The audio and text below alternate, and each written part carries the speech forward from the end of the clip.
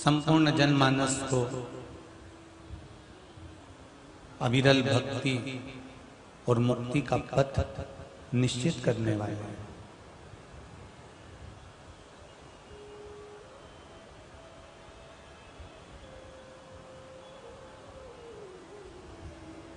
मृत्युलोक में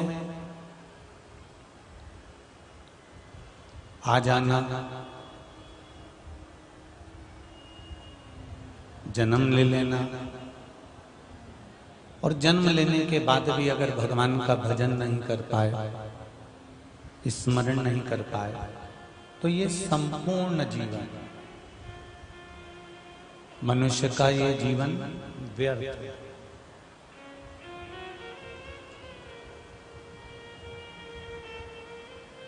ना राम नाम लीनो तूने भरी जवानी में, तू डूब के मर जा रे चुल्लू भर पानी में। अगर संसार में आने के बाद हमने भगवान का भजन नहीं करा, स्मरण नहीं करा, कीर्तन नहीं करा, मंत्र जाप नहीं करा, नाम जाप नहीं करा, नाम स्मरण नहीं करा, तो ये हमारा मनुष्य का देह फिर बेकार है।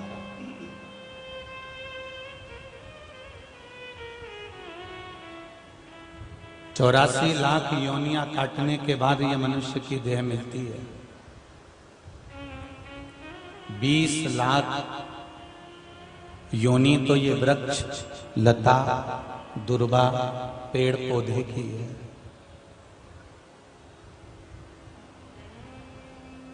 कितनी योनियां निकलती चली गई, निकलती चली गई। बाहर आवाज नहीं जा रही। कितनी योनियां निकलती चली गई।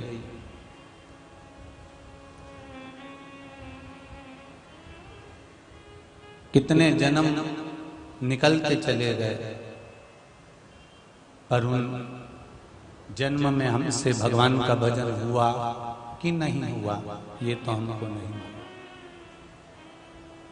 पर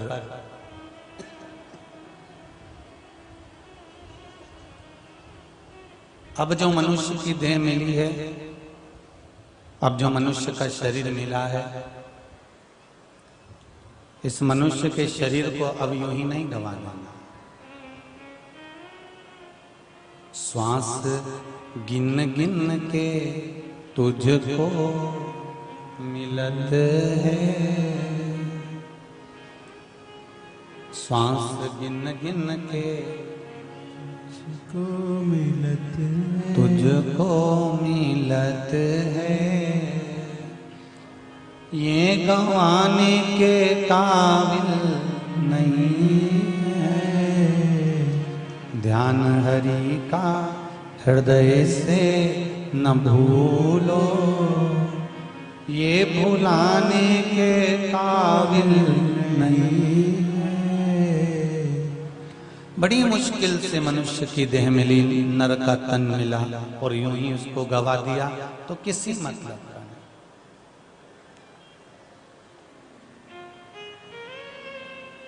ध्यान देना जरा कथा था। जब इंसान,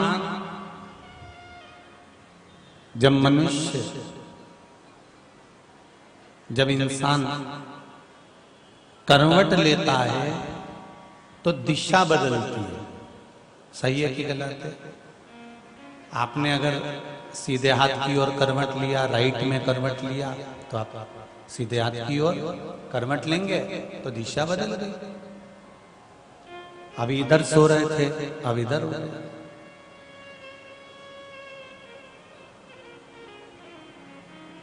इधर के हाथ की करवट रखकर सो गए तो इधर की दिशा बदल जाएगी कि आपका दिशा अब इधर हो गई। मनुष्य करवट बदलता है तो दिशा बदल जाती है। और जब मेरा भोलेनाथ समय बदलता है तो अपने आप संसार के लोगों का जो क्रम है जो भटकाव है, भटक रहा था, इधर उधर डोल रहा था। जब मेरा मालिक समय बदलता है तो दिशा नहीं बदलती, आदमी की दशा बदल जाती है। दिशा बदलने का काम तो आपने करवट ली तो दिशा बदली है, और परमात्मा ने अगर थोड़ी सी भी समय की करवट दिला दी तो दशा बदल जाती है।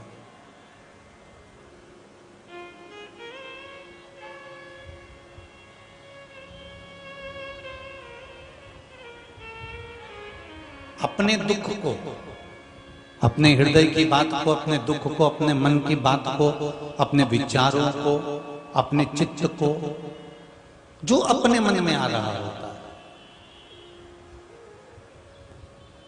शिव महापुराण की कथा कहती है, जैसे आपके मन में जो भाव आया कि आज बाबा मेरे को आपसे ये बात करना है, हे शंभु, हे शंकर, हे त्रिकालदर्शी, हे कैलाशी, आज मुझे मेरे मन की बात आपको करना है और मेरे मन में ये चल रहा था और मैं आपको ये बोलना चाहता हूं, आज मैं आपको ये कहना चाहता हूं।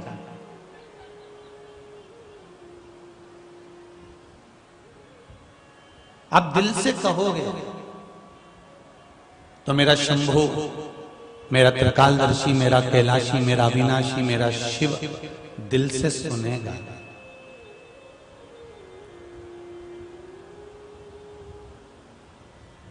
एक बेटी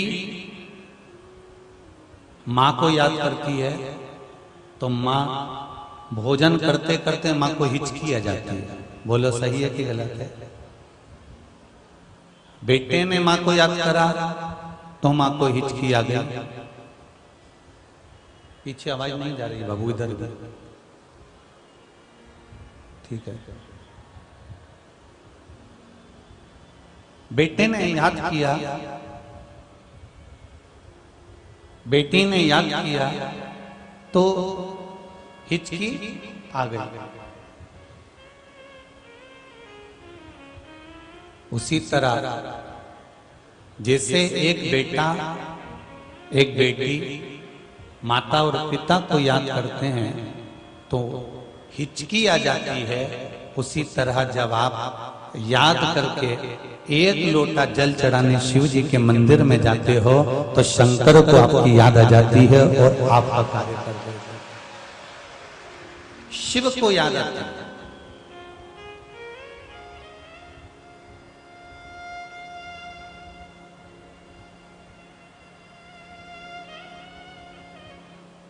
मंदिर का मतलब मालूम है आप लोगों को? जितने भी लोग कथा श्रवण करने आए जरा दिल से बोलो, मंदिर का मतलब मालूम है? आपके घरों में मंदिर है कि नहीं? भगवान का, लड्डू गोपाल का, ठाकुर जी का, शंकर जी का, देवी जी का, देवता जी का, छोटा सा होगा, इतना सा मंदिर होगा। अपने अपने घरों में छोटा वो मंदिर तो होगा ना? सबके यहाँ है? अरे बोलो तो, सबके यहाँ है? ठीक है। जिस कॉलोनी में आप रहते हैं उस कॉलोनी में भी मंदिर होगा। जिस नगर में आप रहते हैं उस नगर में भी मंदिर होगा। जिस सोसाइटी में आप रहते हैं उस सोसाइटी में भी मंदिर होगा। मंदिर क्यों बनाया जाता है? मंदिर का निर्माण क्यों किया जाता है?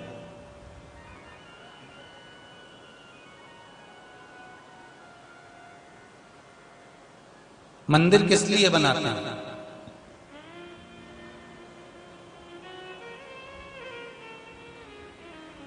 रामचरितमानस यदि आप लोगों ने देखी होगी तो रामायण में गुस्सा करने के लिए, क्रोध करने के लिए एक कमरा बनाया जाता था, जिसको केकई जाके बैठी थी, उसका नाम क्या था? कोप भवन। ये पुरानी रीति है त्रेता की। सतयुग और त्रेता युग और द्वापर युग की बात को स्मरण करो कि गुस्सा करने के लिए एक कमरा बनाया जाता था और उसमें जाकर जो बैठता था, जिसको क्रोध आता था, फिर उस क्रोध वाले व्यक्ति से मिलने के लिए दूसरे को जाना पड़ता था कि क्रोध क्यों आ रहा। हर कोई क्रोध करते भी नहीं थे। उस भवन का नाम होता था कोप भवन।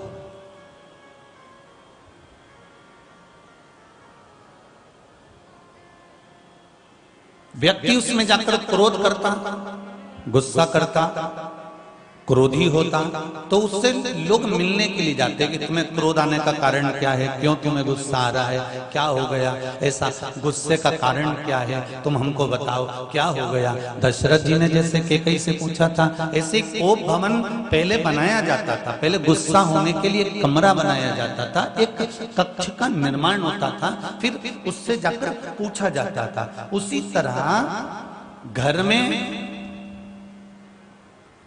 ये विचार कर कर मंदिर का निर्माण करा गया कि कोप भवन के अंदर कोई बैठता है और गुस्सा करता है तो कोई जाकर उससे पूछता है कि तुझे क्या तकलीफ है, क्या कष्ट है। उसी तरह आज कली काल में कोई अपने घर में कोप भवन नहीं बनाता। बनाता है क्या?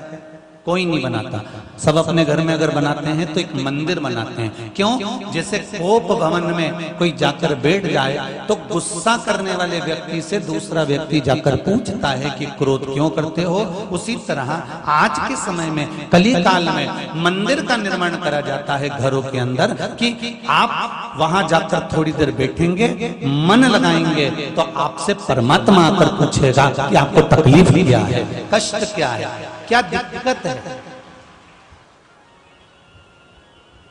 कोप भवन में बैठे हुए व्यक्ति से किसी दूसरे ने जाकर पूछा कि तुम्हें तकलीफ क्या है। उसी तरह मंदिर में जाकर आप बैठ जाते हैं, भगवान की शरणागति में आप जाकर बैठ जाते हैं, भगवान के भजन में आप जाकर बैठ जाते हैं, मंत्र जाप में आप जाकर बैठ जाते हैं, स्मरण में आप जाकर बैठ जाते हैं, तो परमात्मा पूछता है कि आज इसे कौन सी जरूरत पड़ गई, क्या हो गया, ऐसा क्या तकलीफ हो गई, इसको क्या कष्ट हो गया, इसको जरा मैं जाकर पूछूं तो इसको दुख क्या है, इसको कष्ट क्या है।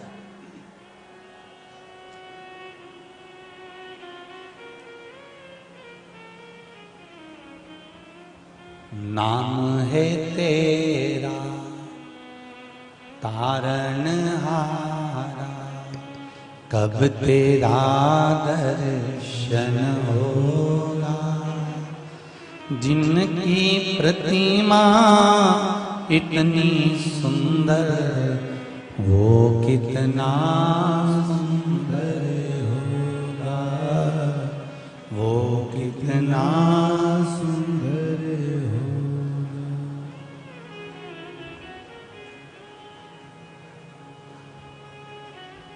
जरा विचार करिएगा, एक मन लगाकर, चित्त लगाकर, एक वृत्त लगाकर, एक ध्यान लगाकर थोड़ी देर शिव जी के पास बैठो। कुछ देर बैठो।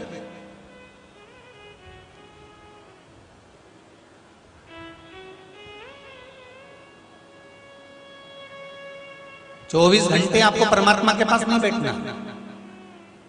और कहीं का महाराज आपसे कह देना कि तुम 24 घंटे भगवान के पास बैठो, तो महाराज जी से कह देना तुम कितने घंटे बैठे, पहले वो बताओ।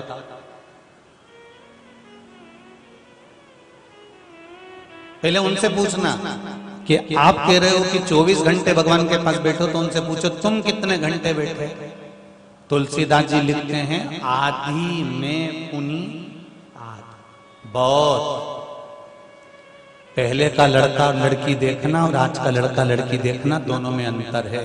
पहले के जो बुजुर्ग बैठे हैं, ये हमारे मर्दा जी बैठे हैं, हम तो इनसे भी पूछ लेंगे, ये भी बुजुर्ग ही।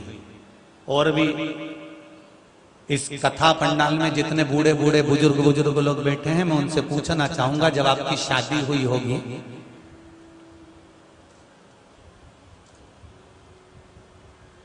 तो लड़की क्या आपको होटल में मिलने आई होगी? जरा बोलो तो जम के। जितने बुजुर्ग बैठे हैं यहां पर,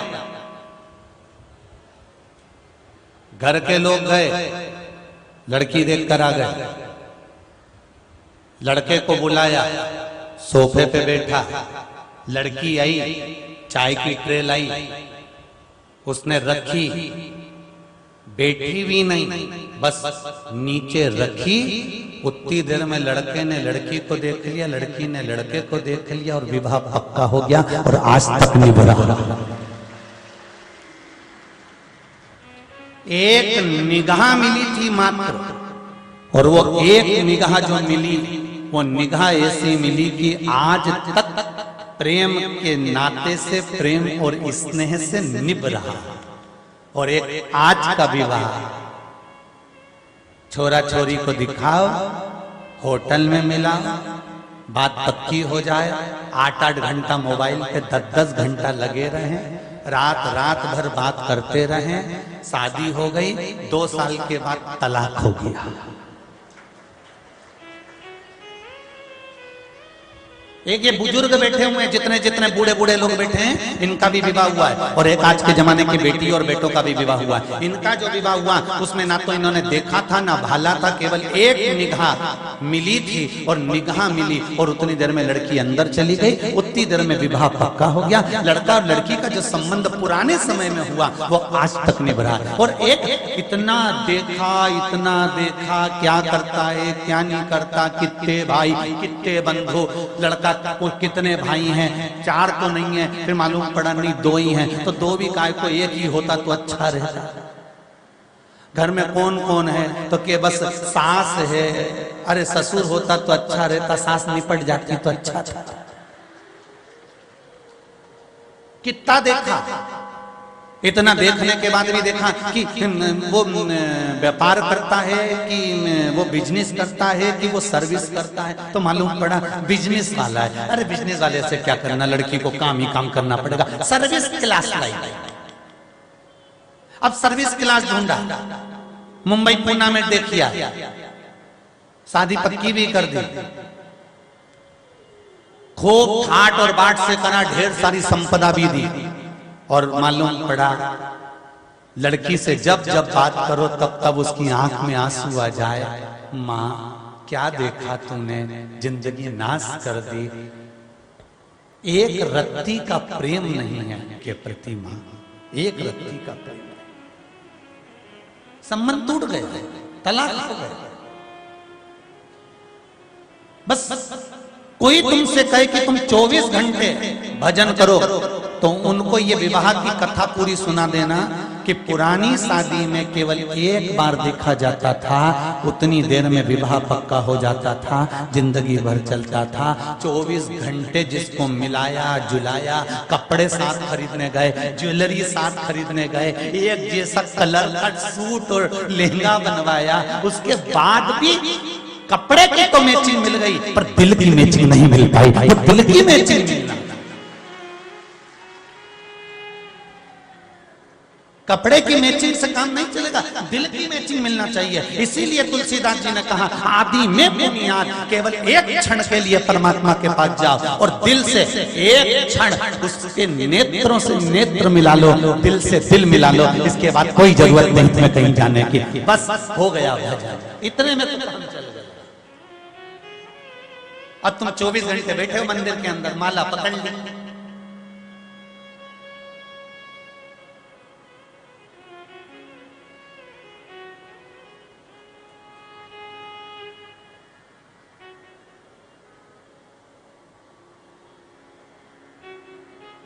अरे उधर से झाड़ू लगाती लगाती ले जा।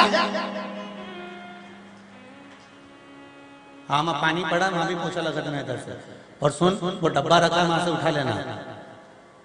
अब 24 घंटे का भजन देखिए ऐसी होगा, 24 घंटे, और एक क्षण का भजन कैसा होता है। एक क्षण का भजन, एक लोटा पानी भरा, शिव जी के मंदिर गए, डाला, स्पर्श करा, गले मिले और दिल से कह दिया कैसे हो शंभू, ध्यान रखना मेरा, और चल दिया, बस हो गया, हो गया। उसने आपको देख लिया और आपने उसको देख लिया, ये दिल की प्रीति है।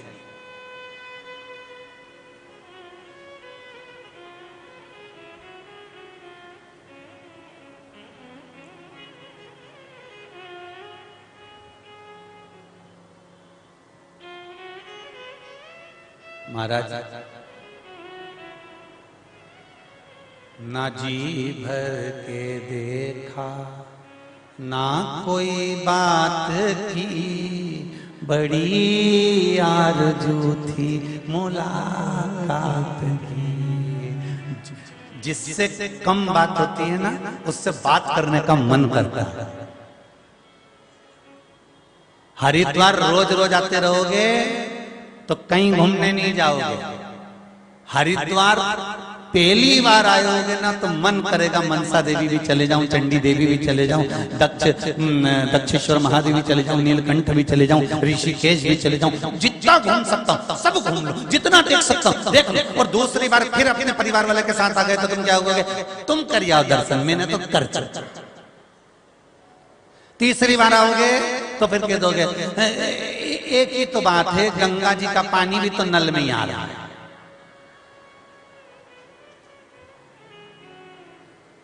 अच्छा तुम सोचते तो होगे महाराज कहां से लेके आता है कथा। चौथी बार आओगे ना तो फिर तुम कहोगे बहुत धूप पड़ रही है भैया, मैं तो शाम को निकलूंगा। और सुन ड्राइवर लगा देता हूं, तू चली जा, तू हो जा, मेरे से बार बार मत कह, काम करूं कि जाऊं। तो अब जिससे कम मिलना होता है, थोड़ी देर का, एक क्षण का मिलना होता है, वो ध्यान बहुत रखता है। बहुत कथा देखना हो ना तो ये देख सकते हो, दक्ष प्रजापति की सभा लगी थी, सारे देवता बैठे थे, शंकर भगवान भी आकर बैठे, सबने प्रणाम करा, शिव जी ने प्रणाम नहीं करा। दक्ष प्रजापति को ये दिख गया, जितने लोग प्रणाम कर रहे थे वो नहीं दिखे, जिसने प्रणाम नहीं करा वो दिख गया। बस ये फायदा है। कैसे भी दृष्टि तो पड़ना चाहिए ना।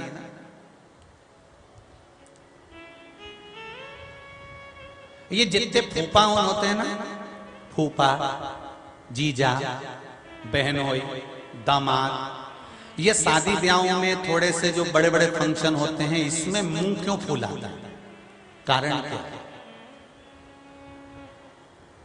बोलो जरा जम के बोलो, कारण क्या? उनका कारण केवल एक ही है कि परिवार को ये बताना चाहते हैं कि हम दामाद है। दामाद का मतलब हम दमदार है। हम जमाई, जमाई का मतलब यम के भाई है। हम बेनोई, हम बेमतलब के नहीं है। ठीक है, ये दिखाना चाहते हैं। तो जिससे सारे परिवार की दृष्टि इन पे पड़ जाए कि ये साहब, नी साहब ये जमाई साहब है, नी साहब ये बहनोई साहब है, नी साहब ये फूफा है, नी साहब ये है। तो इनकी अपनी एक बात होना चाहिए कि हमारी दमदारी दिखना चाहिए। उसी तरह भगवान शंकर 33 कोटि देवता बैठे थे, पर शंकर भगवान ने उठ के प्रणाम नहीं करा। शंकर भगवान ये देखना चाहते थे कि मेरा ससुर मुझे देख रहा है कि नहीं देख रहा। इनको ये ज्ञात होना चाहिए कि दामाद भी इस सभा में बैठा हुआ है, और इन्होंने सबको प्रणाम किया, सबको राम राम करी, सबको जय श्री कृष्णा करी, सबको हरि हरि बोली, और मैं बैठा हुआ था और मुझसे कुछ नहीं बोला। तो इन्होंने कहा जब इनने नहीं बोला तो अपन भी नहीं बोले, और ये चुपचाप बैठे रहे। इनने ना तो हूं बोली ना हाँ बोली, चुपचाप बैठे अपना व्हाट्सएप चला। अब बुरा तो लगेगा।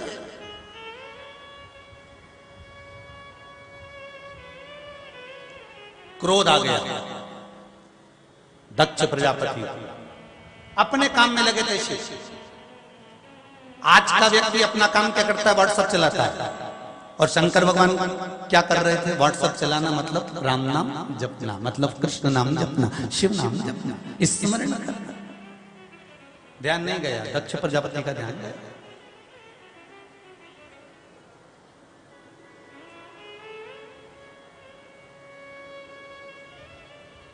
क्रोध आ गया,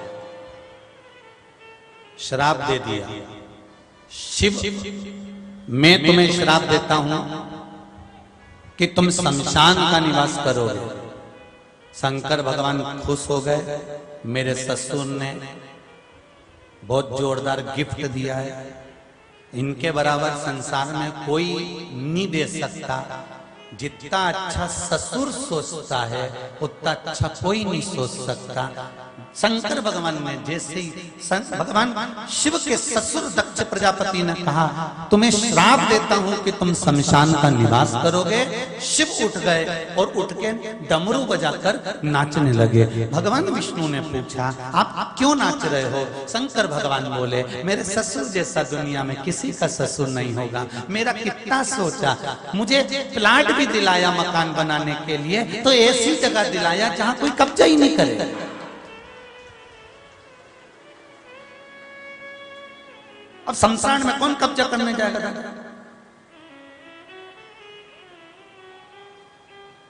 शंभो शरणे पड़ी मांगू घड़ी रे घड़ी, दुख कारो दया करी निदर्शन।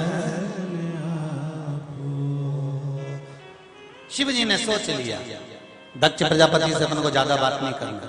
दक्ष प्रजापति ने श्राप दे दिया, शंकर भगवान ने एक शब्द नहीं बोला, क्योंकि शिव जानते थे कि इनसे बोलकर करेंगे क्या।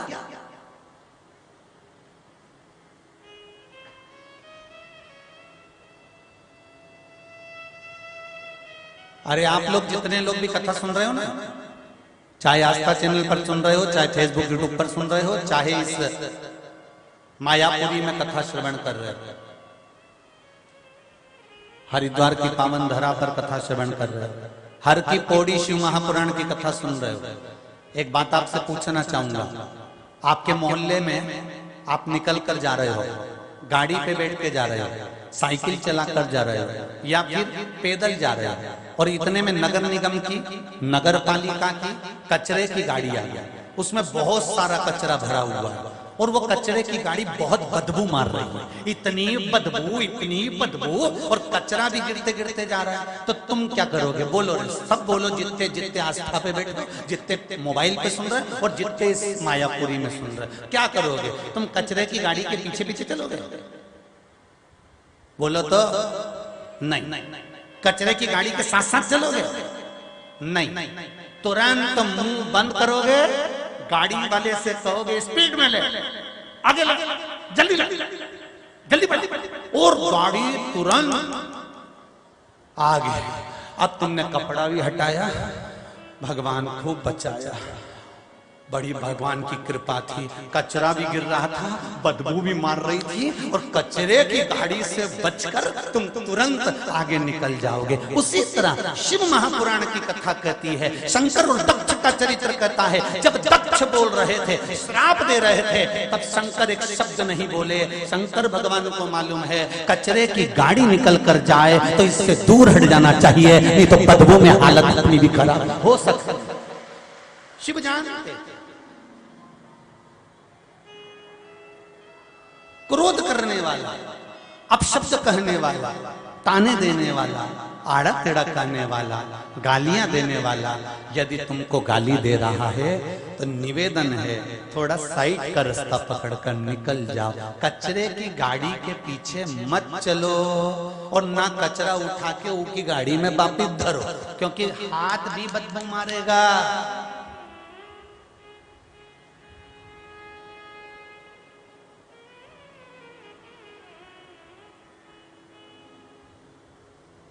ये संसार कोयला को टुकड़ो,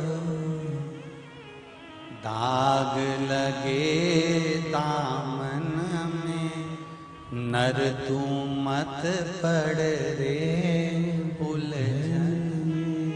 क्यों पड़ता? तू तो भगवत स्मरण कर बैठ कर,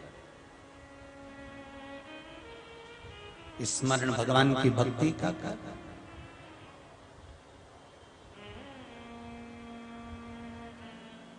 उसकी भक्ति में झूमो, उसकी भक्ति में डूबो। अपशब्द कहने वाले से कभी मुंह नहीं मिलाना, आड़ा टेढ़ा बोलने वाले के पास कभी नहीं जाना, थोड़ी सी दूरी बनाकर चलना, अपने हाथ में भी बदबू ना आने लगे उसका स्मरण करना, उसका स्मरण करें।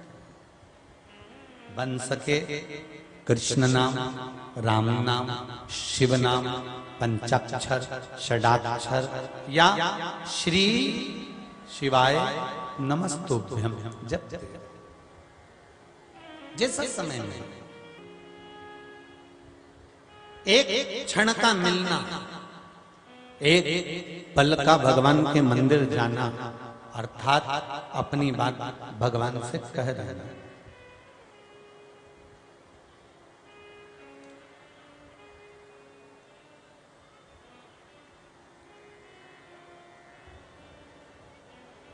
भगवान ने अगर हमको पैदा करा है, जन्म दिया है, तो कुछ अच्छा करने के लिए दिया। अपने आप को स्पेशल समझो, फालतू नहीं।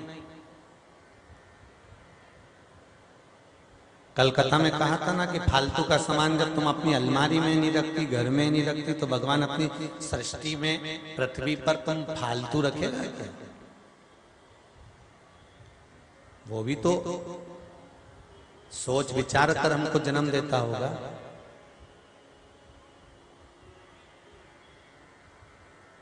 कोई भी जन्मा इस मृत्यु लोक में, वो फालतू नहीं जन्मा, उसका कारण है कुछ जन्म लेने का।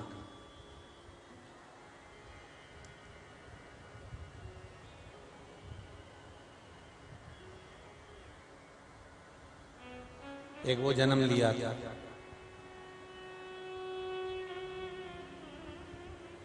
एक बार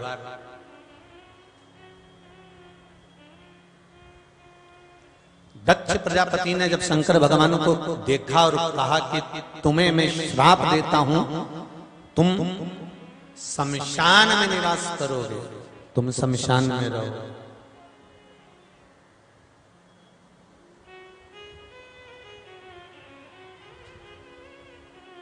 अब शिव जी प्रसन्न हो। पहले के लोगों को एक बात बहुत ध्यान में रखना, आप लोग भी ध्यान में रखिएगा। पहले के लोग मकान बनाते थे तो उस मकान में जिस तारीख को मकान की नींव खोदते थे, उस तारीख को, सन को, महीने को मकान के आगे लिखवा देते थे। बोलो किसी किसी के मकान पे देखा आप लोगों ने? किन देखा? क्यों? ये 1999 में बना, ये 18 में बना, ये 17 में बना, ये 2021 में बना, ये 20 में बना, ये 22 में बना। पढ़ा है कहीं पे? नहीं पढ़ा। अरे बोलो तो जम के पढ़ा है ना। मकान पे सीमेंट से लिखवाते थे। जब सीमेंट के आगे डिजाइन बनवाते थे तो आगे का जो एलिवेशन बनवाते थे उसमें उसको लिखवा देते थे कि ये इतनी तारीख को ये बना है, इतनी तारीख को ये बन गया, उसमें लिख दिया जाता था।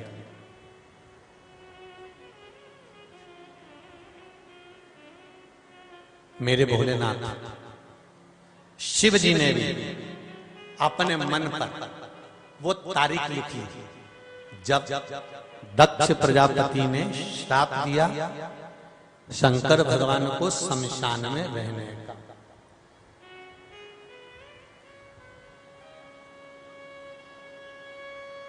निश्चित हो गए। बहुत ध्यान दीजिएगा जरा इस कथा का।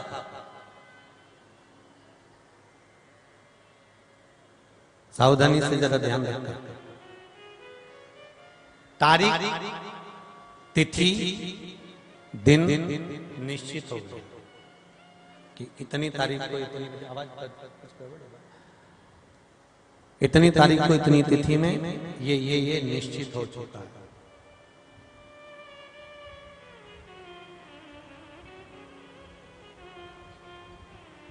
आपके यहां पर 5 किलो का रसगुल्ले का डब्बा कब आया था? आइसक्रीम का फैमिली पैक कितनी तारीख को आया था? आपको याद है? जम के तो बोले नहीं। पर आपके यहां अगर कोई दुख आ गया, तकलीफ आ गई, तो वो तारीख आपकी जिंदगी में कोई नहीं मिटा सकता। आपको याद बनी रहती है कि मैं दिन तारीख को बीमार पड़ी थी, मेरे साथ में ये तकलीफ हुई थी, मेरे साथ में ये कष्ट हुआ था, मेरे साथ में ये परेशानी हुई थी।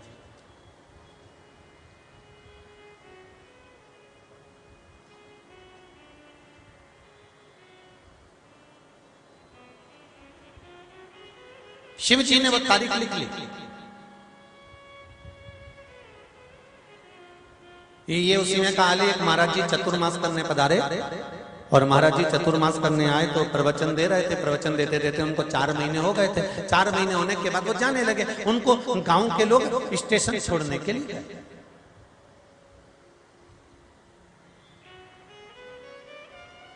और गांव के लोग जब स्टेशन छोड़ने के लिए गए तो गांव के लोगों ने महाराज जी से कहा, महाराज जी अब आप जा रहे हो, जाते जाते थोड़ी सी ज्ञान की बातें और बता जा।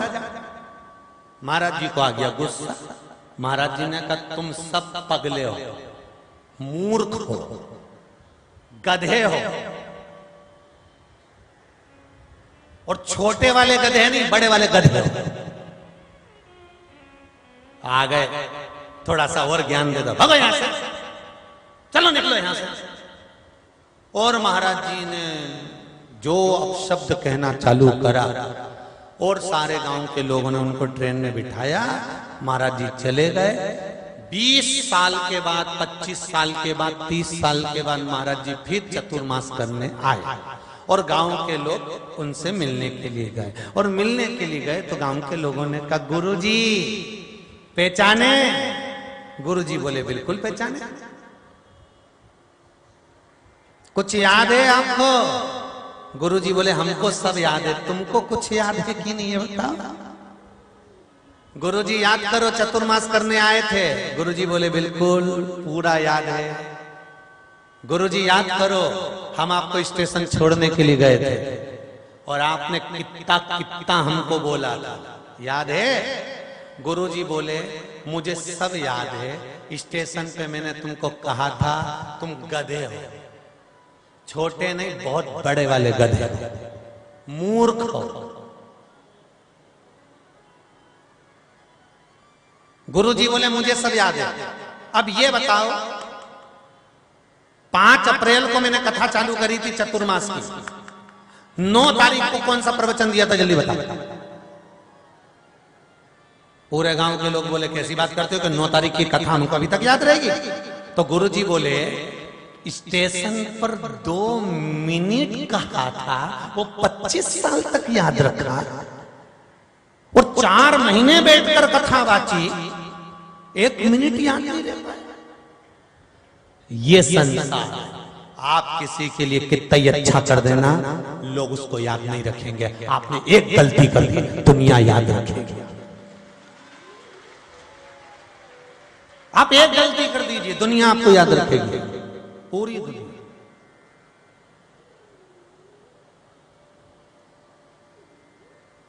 अच्छा करने वाले का कोई इसमें, अरे अगर तुमने किसी को 5-10 हजार 50 हजार दे भी दिए ना, तो बाद में लोग कहेंगे, हाँ इतना तो आ रहा है, 5-10 हजार लुटा दिए तो कौन सा गलत कर दिया। और ये तो अपने परिवार वाले, कुटुंब वाले, खाया तो अपने परिवार वालों ने। अब बोलने वाले ऐसा बोलेंगे, जब और देते रहे देते रहे देते रहे देते रहे, और एक बार नहीं दिया, फिर देखो, बताओ जरा विचार करो।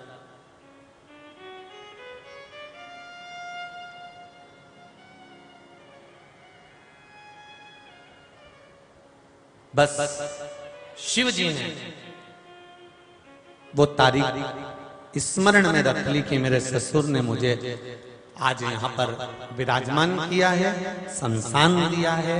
तो शिव जी ने अपने गणों से कहा, शमशान में क्या रहता है? चिता की भस्म।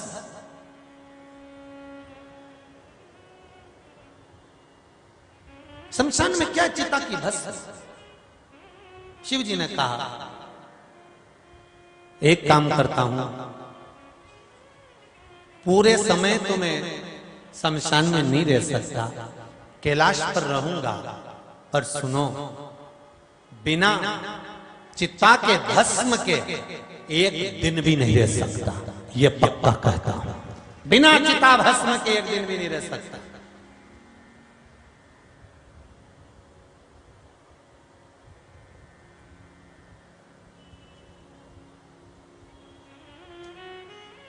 दो थे। इस मृत्यु लोक में संसार पर दो असुर,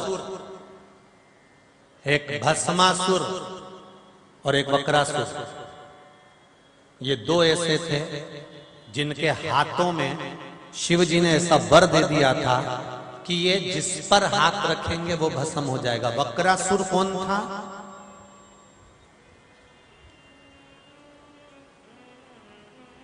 दुर्योधन के मामा का लड़का। नाम याद है? कौन सा मामा? दुर्योधन के मामा का लड़का। क्या नाम था दुर्योधन के मामा का? है शकुनी। बहुत अच्छे से याद है तुम लोगों को।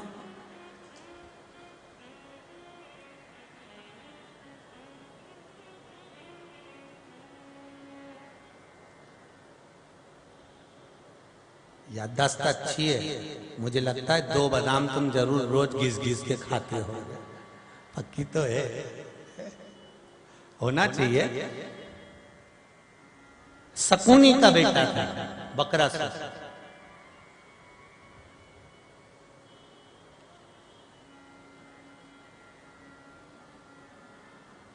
और दूसरा भस्मासुर। दोनों में अंतर क्या है? एक शकुनी का बेटा है और एक शंकर भगवान के शरीर से प्रकट हुआ। आज भोलेनाथ जी ने, भगवान शंकर ने कह दिया, पार्वती, ए पार्वती। पार्वती जी यहीं बोलिए प्रभु, पार्वती चिता की भस्म लाओ, मेरे शरीर पर मलना है मुझको। पार्वती जी ने नंदी को बुलाया, नंदी जल्दी जाओ चिता की भस्म लेकर।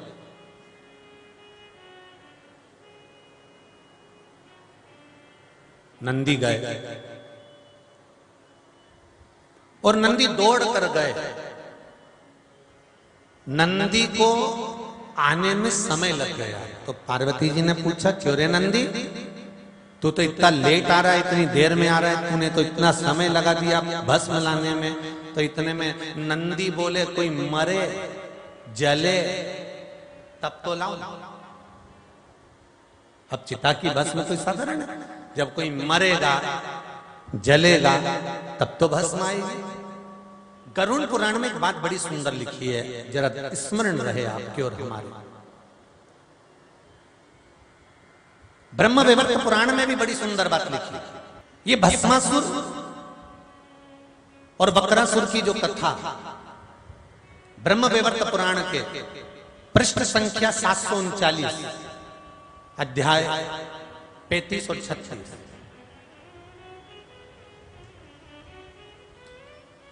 अगर किसी के मन में आए कि गुरु जी कहां से बोल रहे हैं तो आप पढ़ सकते हो, स्मरण कर सकते हो।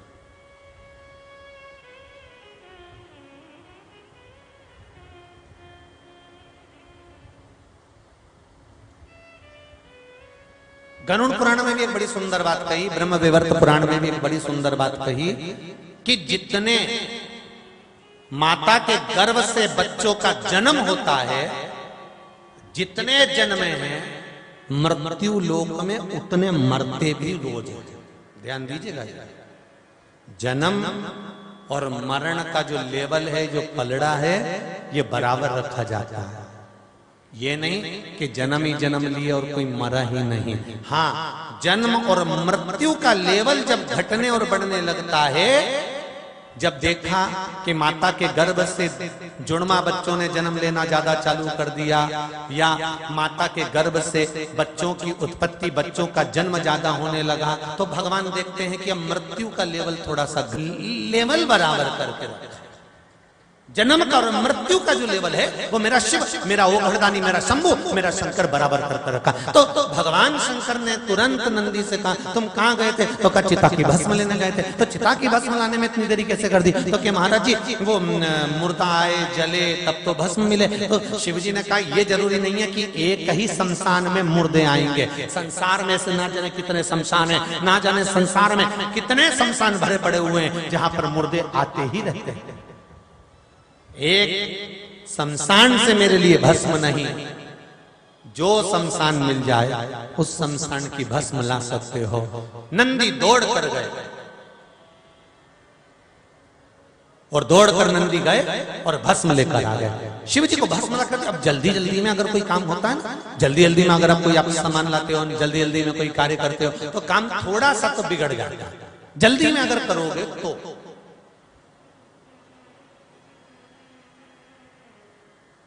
और नंदी गए भस्म लाए, शिव जी को दी, शंकर जी ने शरीर पर लगाई। लगाते लगाते शंकर भगवान के शरीर पर जैसे ही शिव जी हाथ को मल रहे थे, मलते से ही मेरे भोले बाबा के शरीर पर जब राख मल रहे थे, चिता भस्म मल रहे थे, तो उस मुर्दे की हड्डी शिव के हाथ से घिसा।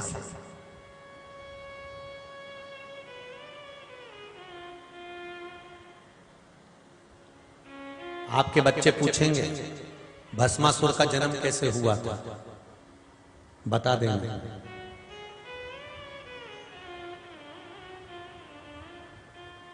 बृकरासुर कैसे पैदा हुआ था, कंस का जन्म कैसे हुआ, रावण कैसे पैदा हुआ, हिरण्यकशिपु कैसे जन्म ले लिया, हिरण्याक्ष कैसे जन्म ले लिया, इनके जन्म का भी हमको ज्ञान होना चाहिए। शिव जी ने चिता की भस्म को मला,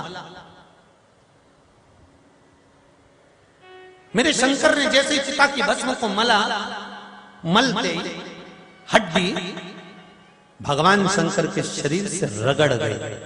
शिव जी ने वो देखा, आखिर इसमें हाथ में क्या आ गया, क्योंकि अभी तक मेरे देव अधिदेव महादेव के पास में जो चिता की भस्म आती थी, वो भस्म माता पार्वती जी हमेशा छान कर उसको साफ कर कर देती थी, पर आज थोड़ा जल्दी थी इसलिए नंदी ने सीधे ले जाकर देती है। वो चुभ गई, चुभी। शिव जी ने देखा क्या है, तो मालूम पड़ा ये तो हड्डी भस्म है, मतलब एक हड्डी का टुकड़ा है वो जल चुका है, हड्डी का टुकड़ा जल चुका है, वो भस्मित हो चुका है, वो जल चुका है, भस्म बन चुका है। शिव जी ने उस हड्डी के टुकड़े को उठाकर नीचे जमीन पर फेंक दिया। फेंकते समय भगवान शिव के नाम से निकल गया, शिव के नाम से निकल गया हार।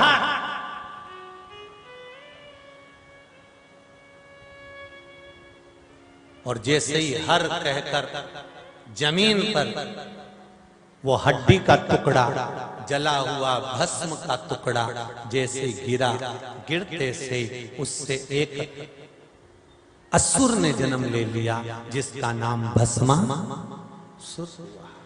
वो असुर है।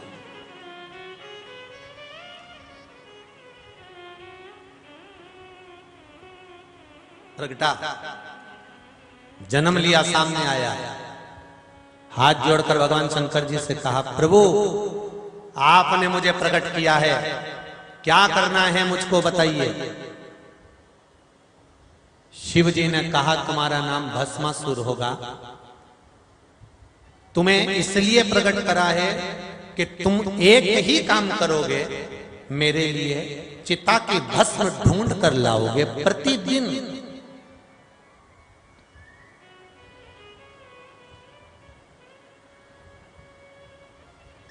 प्रतिदिन जो शिवजी पे एक लोटा पानी चढ़ाता है, प्रतिदिन श्री शिवाय नमस्तुभ्यम या पंचाक्षर मंत्र नमः शिवाय या षडाक्षर मंत्र ओम नमः शिवाय, प्रतिदिन जो शिव के मंदिर के सामने से निकल कर जाता है, शंकर जी के मंदिर में एक लोटा पानी चढ़ाता है या एक बेलपत्र शिव जी को समर्पित करता है या कुछ भी ना चढ़ाकर शंकर के शिवलिंग का स्पर्श करता है, शिवलिंग का भी स्पर्श नहीं कर सकता तो शंकर के मंदिर के सामने से निकल जाता है। जो शंकर के मंदिर के सामने भी शीश नवाकर निकल जाए, वो भी नहीं करा तो भगवान शंकर के मंदिर का जो शिखर दर्शन कर लेता है, प्रतिदिन का अगर कोई नियम एक धारण कर लेता है, तो यहाँ भस्मासुर की कथा कर रही है कि मेरा शंकर एक ना एक दिन उसे वर प्रदान कर ही देता है जो नियम लेता है। एक नियम बनाओगे ना तो वर जरूर मिलेगा।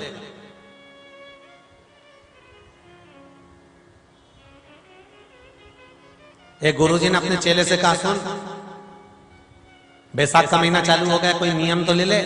उसने कहा गुरुजी नियम मेरे से नहीं दिया जाता, मेरे से ना तो भूखा रिया जाए ना उपास करा जाए, मैं कोई नियम नहीं लेना चाहता। कोई तो नियम ले ले। तो उसने कहा एक नियम ले लेता हूं। क्या? मेरे पास में एक कुमार रहता है, मटके बनाता है। उस कुमार का घर मेरे घर के पास में है, उससे मैं रोज मिलता हूँ। एक काम करता हूँ, जब तक मैं उसका मुंह नहीं देखूंगा तब तक मैं रोटी नहीं खाऊंगा। बस इतना नियम तो ठीक है। गुरुजी ने कहा बहुत अच्छी बात है। अब इसको मालूम था कि कुमार रोज रोज इसी के साथ में रोज चलता फिरता, इसी के साथ जाता आता, सुबह से इसको मिल जाता। इसने नियम ले लिया कि कुमार का मुंह देखेगा तब ये भोजन करेगा। 20 दिन निकल गए।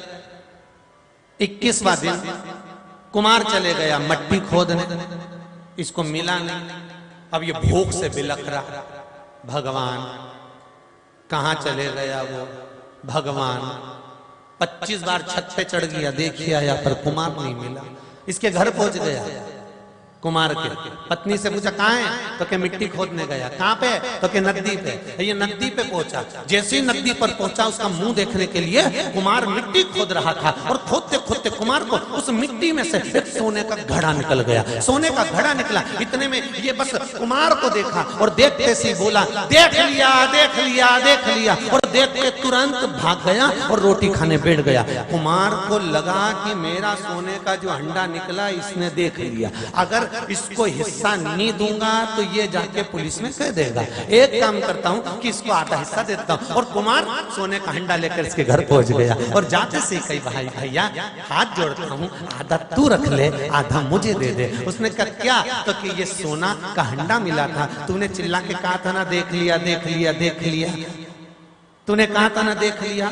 इतने में वो सामने वाला बोला, सही कहता हूं, मेरे गुरुजी ने मुझे नियम दिलाया था कि कोई भी एक नियम ले ले, भगवान तेरा भंडार वैसे ही भर देगा, तो नियम तो ले।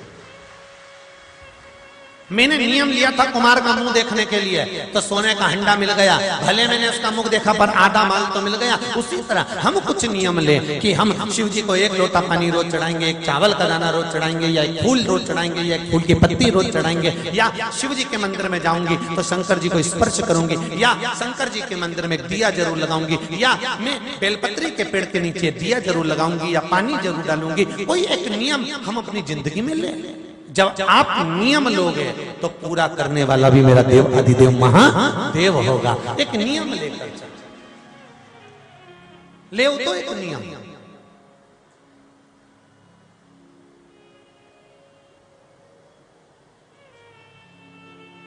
हमारी तो आदत ऐसी हो गई है, हमें कोई नियम लेना ना कुछ करना, बस कहीं से ऐसा महाराज मिल जाए जो छू मंत्र करके हंडा निकाल के दे दे, बस ना हमें नियम लेना ना कुछ धारण। अरे भाई भजन नहीं करोगे तो कहां से मिल जाएगा? कर्म करो फल जरूर मिलेगा। जब जब दुख आए, जब तकलीफ आए, जब कष्ट आए, और हम तो यहां तक कहेंगे कि केवल दुख तकलीफ या कष्ट में ही नहीं, शंकर को एक लोटा पानी, तुम्हें लगता है कि अभी मेरा काम नहीं हुआ, तुम्हें लग रहा है कि मैं तो रोज मंदिर जाती हूँ, रोज आराधना करती हूँ, रोज जल चढ़ाती हूँ, इसके बाद भी मुझे दुख है, तो समझ लेना कि कुछ ना कुछ विपदा भारी है, इसलिए मेरा भोलेनाथ धीरे धीरे काट रहा है। थोड़ा समय तो लगेगा पर काट देगा। ये विश्वास के साथ मंदिर में जाए। आप विश्वास के साथ शिव की आराधना करिए।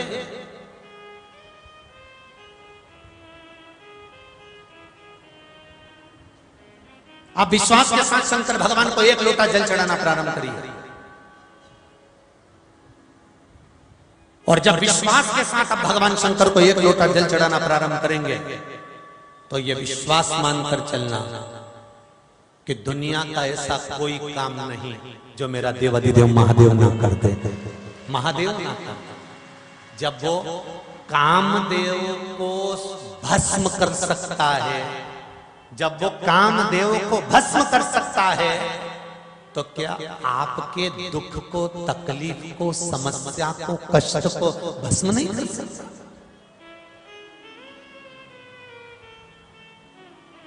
क्यों ना कर?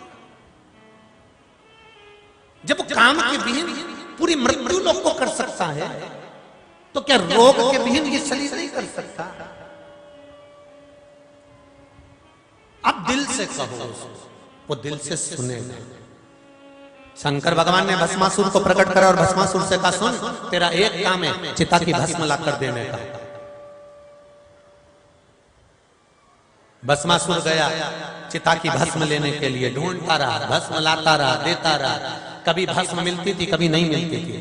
चिता की भस्म जब शंकर भगवान को नहीं मिलती, एक दिन भस्मासुर के मन में आ गया। और भस्मासुर असुर प्रवृत्ति भरी हुई थी उसके अंदर, क्योंकि अस्थि से, हड्डी से उत्पन्न हुआ है।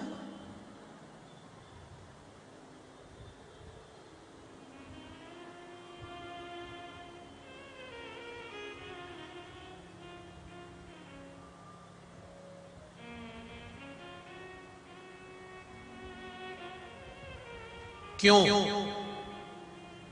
हिंदू धर्म में, सनातन धर्म में ऐसा क्यों नियम है कि किसी के मरने के बाद उसकी अस्थियों को, उसके हड्डी के 2-4 टुकड़ों को, एक अस्थि का टुकड़ा हो, 2 हो, उसको किसी पवित्र नदी में, गंगा, क्षिप्रा, नर्मदा, ताप्ती, गोदावरी, कृष्णा,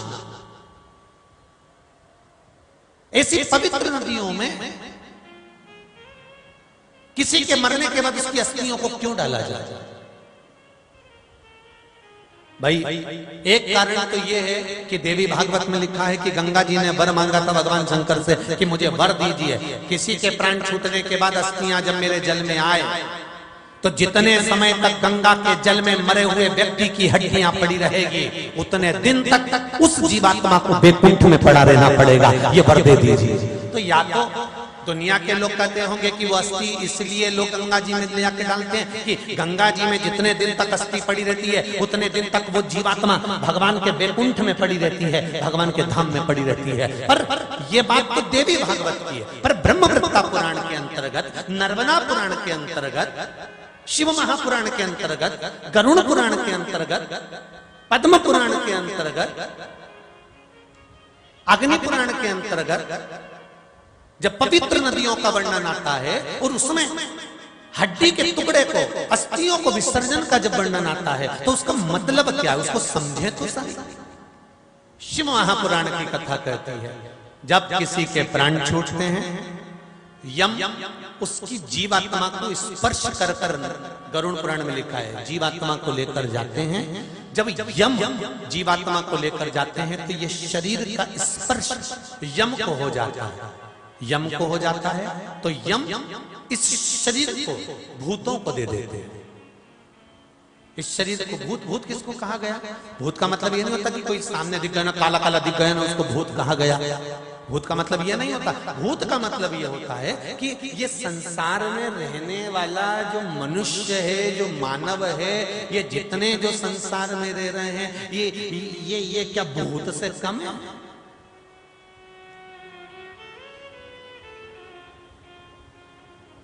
इनके बराबर संसार में कोई नौटंकी नहीं कर सकता रे भाई। जितने तुम लोग बैठे हो ना, और जितने अपन लोग बैठे हैं, इनसे बराबर कोई भूत कम नहीं है। कितनी सुंदर सुंदर बातें कहते हैं। हम प्याज नहीं खाते, हम लहसुन नहीं खाते, और दूसरे का पड़ा हुआ धन मिल जाए तो सब चट कर जाते हैं। बोलो रे भूतों, अरे बोलो तो सही, तेरा क्या होगा रे कालिया, विचार तो करो। दूसरे का धन मिल गया, किसी का पैसा ले लिया, खा गए, और नाटक इतना करे कि हम प्याज नहीं खाएंगे, हम लहसुन नहीं खाएंगे, हम ये नहीं खाएंगे, हम वो नहीं खाएंगे, और वक्त पड़ने पर दूसरे का धन खा जाओ, दूसरे की संपदा खा जाओ, दूसरे की दौलत खा जाओ, दूसरे की मान प्रतिष्ठा यश खा जाओ, वो खा जाओगे। अरे ओ भेरू, जरा विचार तो करो, कहा जाओगे? नाटक, हम ये नहीं खाएंगे, हम वो नहीं खाएंगे, हम ये नहीं खाएंगे, हम वो नहीं खाएंगे, और वक्त पड़ने पर रेंदो दादा नी क्यों, वैसे ही लोग कहते हैं सियोर वाला महाराज तो आड़ी टेढ़ी कथा बाचे। फिर निवेदन करूंगा, या तो सुधर जाओ नहीं तो सुधर जाओ, दो में से एक काम अच्छा करो, जिंदगी सार्थक होगी, सवरेगी।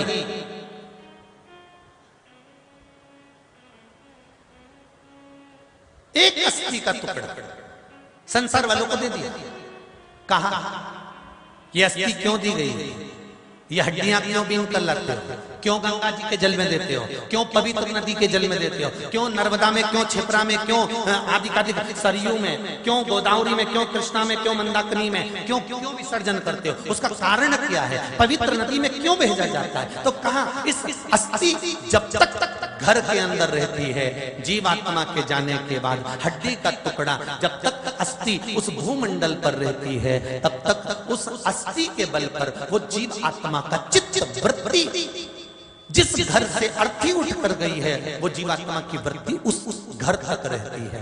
जब अस्थि को ले जाकर किसी पवित्र नदी में डाल दिया जाता है, तो पवित्र नदी के जल में संतों के पूजन पाठ का तप रहता है। आप में कई लोग ऐसे होंगे जो भजन करते होंगे, आप में कई लोग ऐसे होंगे जो व्रत करते होंगे, आप में कई लोग ऐसे होंगे जो स्मरण करते होंगे, आप में कई लोग ऐसे होंगे जो राम नाम कृष्ण नाम भजते होंगे, आप में कई लोग ऐसे होंगे जो भगवान की भक्ति करते होंगे, आप में कई लोग ऐसे होंगे जो ठाकुर जी की सेवा करते होंगे, आप में कई लोग ऐसे होंगे जो जगदम्बा की सेवा करते होंगे, आप में कई लोग ऐसे होंगे जो दुर्गा महारानी का मंदिर का दर्शन करते होंगे, 33 कोटि देवता। आप में कई लोग ऐसे होंगे जो भगवान की भक्ति में डूबे रहते, कोई रामायण पढ़ता है, कोई गीता पढ़ता है, कोई कुछ पढ़ता है, कोई कुछ पढ़ता है। और ऐसे पवित्र जीवात्माएं जब नदी के अंदर स्नान करती हैं, तो इनका तप बल का तेज उस नदी में जाता है, और जो हड्डी पड़ी रहती है उस पर जब इनके तप बल का तेज पानी के साथ छूता है, तो उनको परम पद मिल जाता है, उनकी मुक्ति हो जाती, उनका मोक्ष हो जाता है।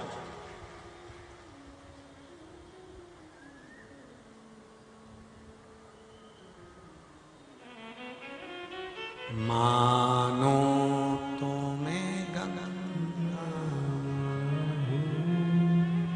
ना मानो तो आप जो मानेंगे वो अनुकूल है, जो माने।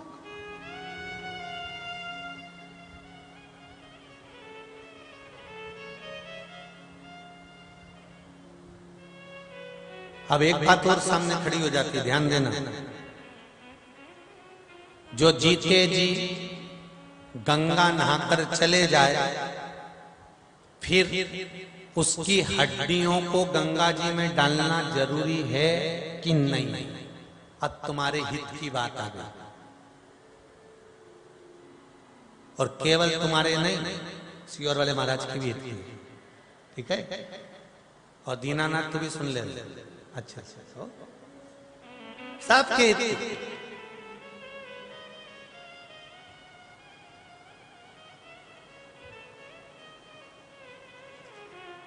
कि अगर कोई जीते जी जिंदा जी गंगा का स्नान करिया, फिर इतनी दूर उसके बच्चे उसकी हड्डियों को, उसकी अस्थियों को नी लाए, तो गंगा उस जीव को तार देगी। शिव महापुराण की कथा कहती है, माता पिता जिंदा हैं, बच्चे अगर उनके जीते जी खूब सेवा कर लें, तो मरने के बाद तुम किसी को भोजन नहीं भी कराओगे तो भी गंगा तार देगी। स्मरण करिएगा, जिस घर में माँ बाप की इज्जत नहीं होती, उस घर में देखना कभी बरकत नहीं होती। जहां माता पिता का सम्मान होगा वहां आनंद होगा, जहां माता पिता का आदर होगा वहां बरकत होगी।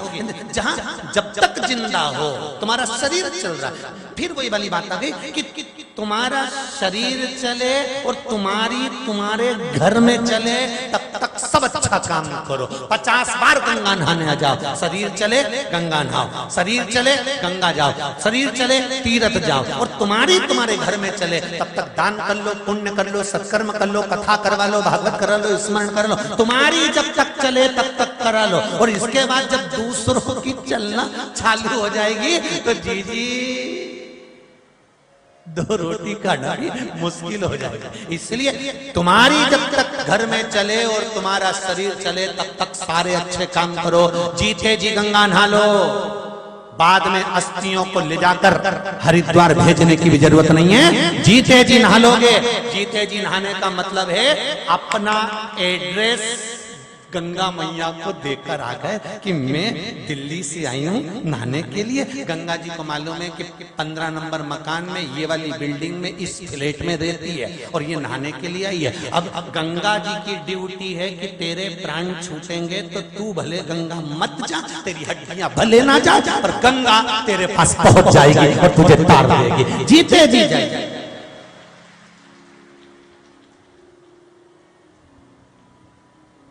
जीते जी बेचारे को एक रोटी नहीं खिलाई और मरने के बाद इतना बड़ा फोटो लगा के पट्टे पे धर के कंडा जला के, गाय का गोबर का कंडा, उसमें आग लगा के और घी और शक्कर, और फिर बाद में सिर पे पल्लू लेके दादाजी के धोखा लगा रही, माफ कर दे। दादाजी भी ऊपर से सोच रहे रुक तो जारी चंद्र घंटा, रुक तो। खुद तो रायता खा रही, पूड़ी खा रही, खीर खा रही, और मुझे शक्कर और घी छोड़ दिया। और मुझे पहले से ही तो दमे की बीमारी थी, सांस की, ऊपर से कंडा जला दिया, धुआं अगर लगा दिया। रुक जा,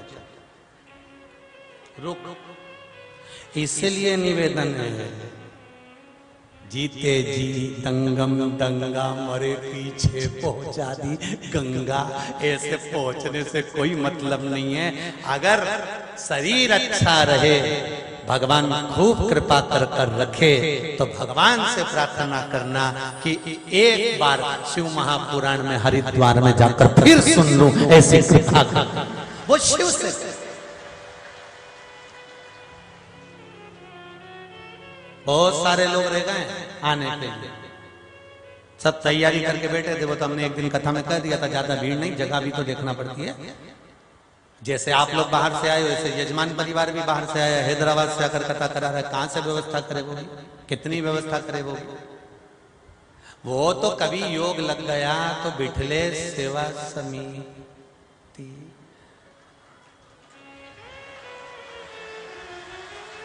ये तो मेरा ओघड़ी है, शंकर है, वो बुलाता रहे, आते रहो, भजन करते रहो, कीर्तन करते रहो, शरीर चले तब तक भजन स्मरण करिए।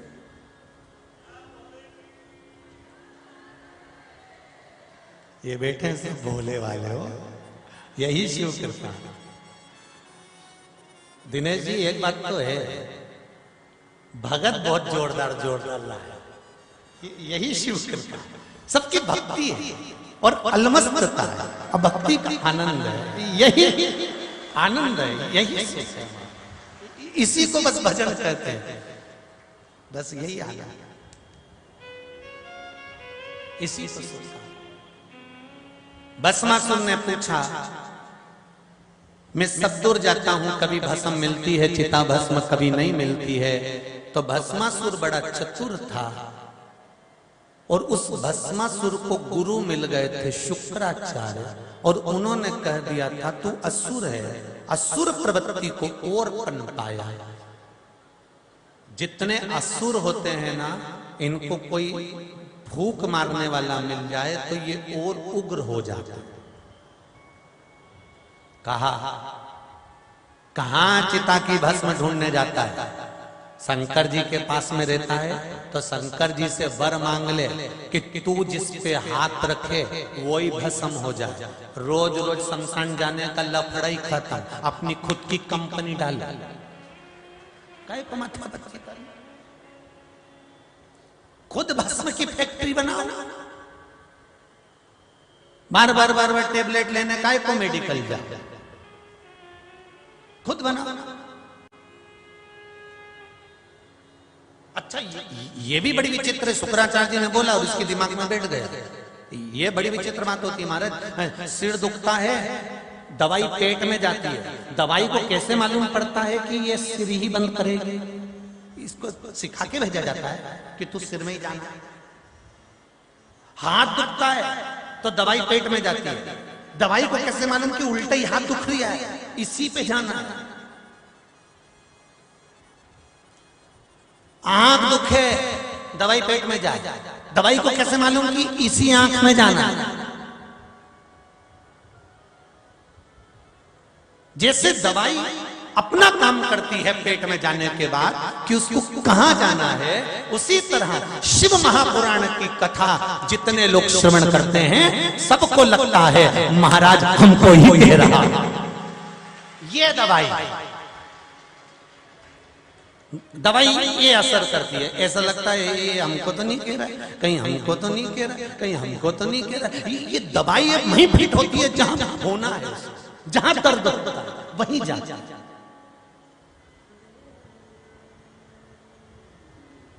भस्मासुर ने सोचा हाँ ये बात बिल्कुल सही है, अपनी कंपनी का निर्माण करो, अपनी कंपनी तैयार करो और अपनी कंपनी तैयार करना है। भस्मासुर जैसी चतुरता लेकर आओ रे भाई।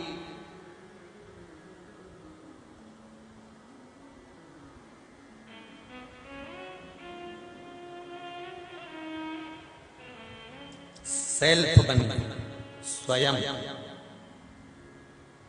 अपने आप को हमको वो बनाना है। दूसरे के यहां नौकरी करें ये अलग बात है। शंकर भगवान से कहना भोलेनाथ तेर को जल चढ़ाना प्रारंभ कर रही हूं, मैं दूसरे के यहां नौकरी करूं वो नहीं चाहिए, 50 मेरे घर नौकरी करे ऐसा बलवान बनाकर भेज दे। आत्मनिर्भर भारत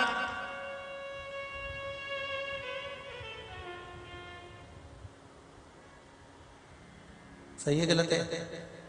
यही नाम दिया है ना।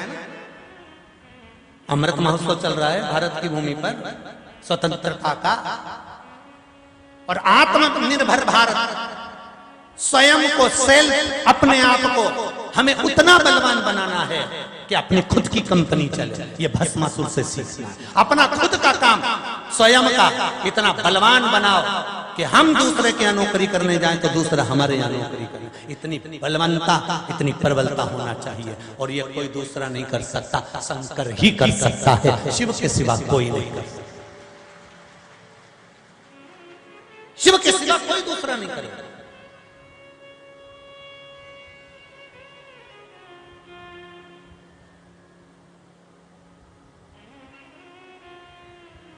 आज मंदिर मंदिर में शंकर जी की आराधना हो रही है, प्रत्येक मंदिर मंदिर में शिव की आराधना हो रही है। अब दुनिया के लोगों को शंकर जी का मंदिर भी खटकने लगा है।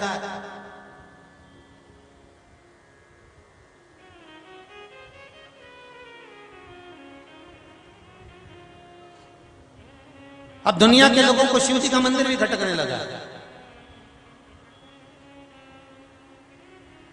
अभी बीच में बहुत रामनवमी के समय पर, हनुमान जयंती के समय पर कई कई जगह उपद्रव हुआ, तो लोगों ने किसी मंदिर को नहीं छुआ तो शंकर जी के मंदिर को तोड़ फोड़ करी, क्योंकि इनको मालूम पड़ गया कि शंकर सनातन धर्म को जागृत कर रहे हैं। शिव फिर सम्मुख में आकर प्रकट हो गए हैं। शंकर फिर अपने इस सनातन धर्म को आगे लेकर जाना चाहता है,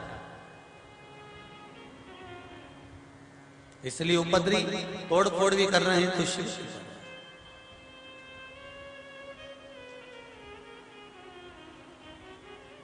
शिव भक्ति को शिव भक्ति से दूर नहीं, आत्मनिर्भर भारत की ओर चलना है हमको। ये भस्मासुर की कथा कर रही है। कह दिया शुक्राचार्य जी ने खुद, ये कहां ढूंढने जाते हो कि वहां चिता भस्म मिलेगी, वहां चिता भस्म मिलेगी, वहां चिता भस्म मिलेगी, वहां चिता भस्म मिलेगी। अपने हाथ को इतना बलवान बना लो जिस पे हाथ धर दो ने वही भस्म। अपने कर्म को इतना प्रबल बनाओ, मेहनत में पीछे मत हटो और आगे बढ़ते चले जाओ। संपदा खुद आने लगेगी आपके जीवन में, वैभव खुद आने लगेगा। आपके जीवन में। अब बढ़ो तो भस्मासुर को लग गया। भस्मासुर शिव जी के पास गए। शंकर भगवान ने पूछा, क्यों रे भस्मा, मेरे लिए चिता की भस्म लाया? भस्मासुर बोले, प्रभु जी मैं ढूंढने के लिए जाता था, भस्म मिलती नहीं थी, तो फिर वापिस आ गया। क्या चाहता है बोल? भस्मासुर ने कहा, आप मुझे वर दे दीजिए कि जिसके ऊपर हाथ रखूं वही भस्म हो जाए। कहाँ रोज और चिता की भस्म ढूंढने जाऊंगा, किसी को भी निपटा के तुरंत भस्म लेके आ जाऊंगा। अब शिव जी भी भोले, इतने भोले, इतने भोले, इतने भोले कि भूल गए कि अपने कोई भस्म बना रहे। शंकर जी ने प्रसन्न होकर कहा कि कितना जोरदार मेरा शिष्य है। अब इनको ये नहीं मालूम कि कई बार शिष्य भी गुरु जी को खड्डे में डाल डालते। एक गुरु जी के दो शिष्य, गुरु जी बैठे थे, एक ऐसा तखत था, तखत के ऊपर एक पाटे पे बैठे थे और भगवान की सेवा कर रहे थे श्रृंगार। गुरु जी ने अपने एक चेले को बुलाया, बेटा, ओ बेटा। और चेला इतना आलसी, हाँ गुरु जी। बेटा सुनो, थोड़ी सी तुलसी ले आओ ना बगीचे में से जाकर, शालिग्राम जी को चढ़ाना है। तो बोला, गुरु जी तुलसी कैसी होती है? तुलसी के पत्ते इतने बड़े होते हैं क्या? तुलसी का पेड़ कितना बड़ा होता है? उसमें कितने फल लगते हैं? गुरुजी ने सोचा ये तो मूर्ख है। गुरुजी ने दूसरे चेले को बुलाया, वो और ज्यादा आलसी। बेटा, हाँ गुरुजी। जा बेटा, तुलसी लिया, शालिग्राम जी को चढ़ा। गुरुजी तुलसी के पेड़ पे चढ़ूंगा कैसे? पत्ते लाने के लिए। गुरुजी ने कहा, बताओ क्या मूर्ख हैं दोनों की दोनों। अच्छा, गुरुजी समझ गए ये मूर्ख मूर्ख नहीं है, काम नहीं करना है ये उसका बहाना है।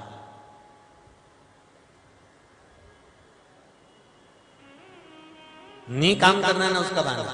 इतने में गुरुजी बोले, ठीक है काम करो, मैं पूजन में बैठा हूं, उठ नहीं सकता, तुम एक काम करो, मैं तुम्हें बताते जाऊंगा, आगे से मेरा तखत उठाओ, पीछे से तखत उठाओ और मुझे तुलसी के पास लेके जाओ। अब दोनों उठा रहे दम लगा के, और उठा के और तुलसी जी के पास में लेके गए। और तुलसी जी के पास में लेकर गए और गुरुजी ने तुलसी तोड़ी और बच्चों को दिखाई, ये रही तुलसी और ये शालिग्राम जी। अगली बार याद रखोगे? छोरा होने बोले, चिंता मत करो, अब बाप जमाने में कभी नहीं भूलेंगे कि तुलसी ऐसी थी, अब नहीं भूलेंगे।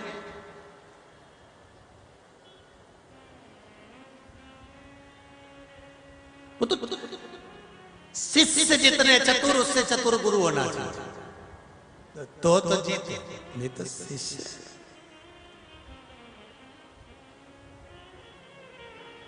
अरे महाराज, गुरु जी ने दे दिया, शिव जी ने दे दिया भस्मासुर को वर, जिस पर हाथ रखेगा उसी को भस्म।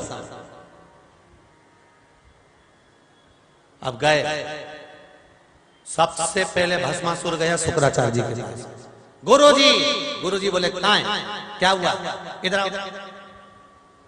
शुक्राचार्य जी ने सोचा इसको भस्म होने का वर मिल गया और ये मुझे निपटाया। पक्का जो खड्डा खोदता है सबसे पहले वो ही उसमें गिरता है, ये मुझे निपटाया। शुक्राचार्य जी उधर खड़े, भस्मासुर इधर खड़ा। गुरुजी आओ ना, मेरे को आपको प्रणाम करना है। शुक्राचार्य जी बोले, रहने दे दादा, आज मेरा उपवास है, आज के दिन में किसी से प्रणाम नहीं करवाता।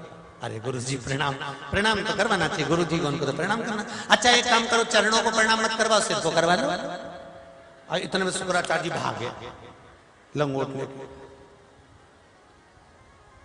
अब इसने अपना साम्राज्य उत्पन्न कर लिया, खूब बड़ा साम्राज्य बनाया। बनाने के बाद ये शंकर जी के पास गया, भोलेनाथ जी मेरे मित्र कह रहे हैं कि शंकर जी तो बड़े विचित्र हैं, वो अगर देने वाले होते तो खुद शमशान में क्यों रहते? शंकर जी के पास है ही क्या आशीर्वाद देने के लिए? उनके पास कुछ नहीं है। इसीलिए मेरे दोस्त कह रहे हैं, भस्मासुर बोला कि प्रैक्टिकल करके देखना पहले शंकर जी ने सही आशीर्वाद दिया कि नहीं दिया। इसलिए मैं आपके पास नहीं आया, सबसे पहले हाथ आपके ऊपर ही रखूंगा। शंकर भगवान और शिव जी आगे आगे हर हर हर हर हर हर हर हर कहते कहते कहते कहते कहते कहते सीधे वैकुंठ में पहुंच गए। और भस्मासुर उनके पीछे भाग रहा, ढूंढते ढूंढते जैसे वैकुंठ में पहुंचे तो भगवान विष्णु ने पूछा क्या हो क्या गया, क्यों छुप रहे हो शेषनाग के पीछे? भगवान बोले अरे वो भस्मासुर आ रहा है। कौन भस्मासुर? जो मैंने प्रकट करा था। फिर मैंने उसको आशीर्वाद दिया जिस पे हाथ रखेगा वही भस्म हो जाएगा, वो मुझे भस्म करने आ रहा है। भगवान विष्णु ने कहा काय को ऐसा आशीर्वाद दे देते हो साहब?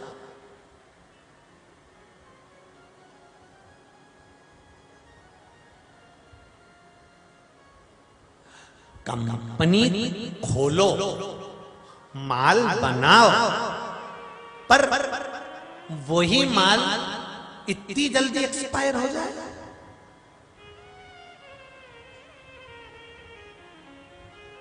चीज बनाओ, अच्छी बनाओ, पर साइड इफेक्ट ज्यादा नहीं होना चाहिए।